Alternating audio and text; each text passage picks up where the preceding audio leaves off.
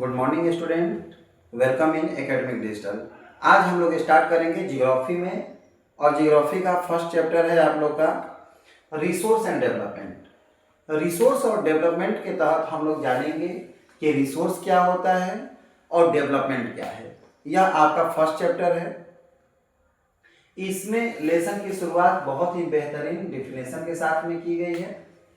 इसके तहत आपको बहुत सारी चीजें बताई जाएंगी। इससे पहले भी कुछ चीजें करेंगे। Can you identify the name and the various item use in making life comfortable in our village and the towns. क्या आप लोग कुछ ऐसे चीजों के नाम को आइडेंटिफाई कर पा रहे हैं जो हमारे गांव या शहर के जीवन को आसान बना रहा है? List the item and name the material use in their making. उन चीजों के लिस्ट आप लोग बनाइए और उसको बनाने के लिए किस चीजों को जरूरत है उसका भी एक लिस्ट बनाइए। तो आइए हम लोग डेफिनेशन से शुरू करेंगे।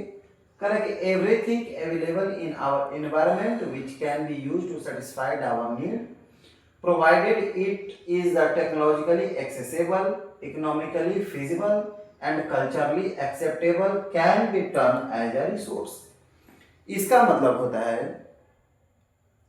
कि एवरीथिंग मतलब वो सभी चीजें इन आवर एनवायरमेंट जो हमारे इन्वायरमेंट में पाई जाती हैं, and which can be use to satisfied, और जिस चीजों का यूज हमारे सेटिस्फेक्शन के लिए किया जाता है, हमारे नीड्स को, इट इज टेक्नोलॉजिकली एक्सेसिबल, और यह टेक्निकली रूप से एक्सेसिबल हो, वहां तक पहुंच आसान हो, एंड इकोनॉमिकली फिजिबल और आर्थिक रूप से भी फायदेमंद हो, एंड कल्चरली एक्सेप्टेबल और कल्चर में किसी तरह की बाधा उससे उत्पन्न न होती हो, उसे हम लोग एज ए रिसोर्स मतलब रिसोर्स कहते हैं।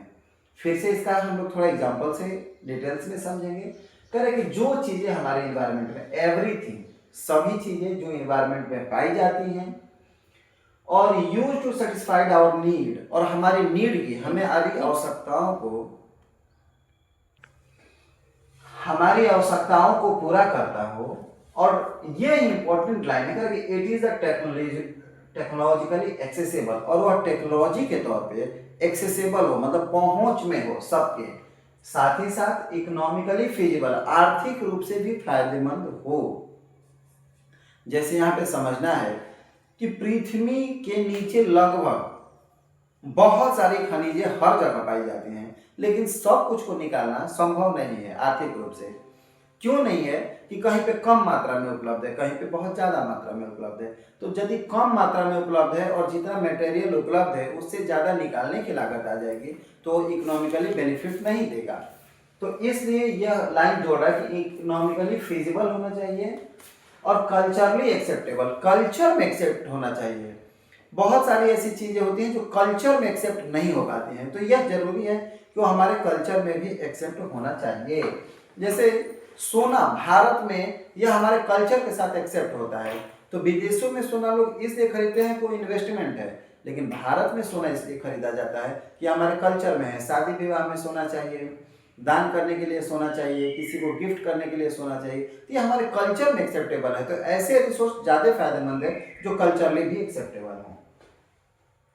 आयुषी के पापा का नाम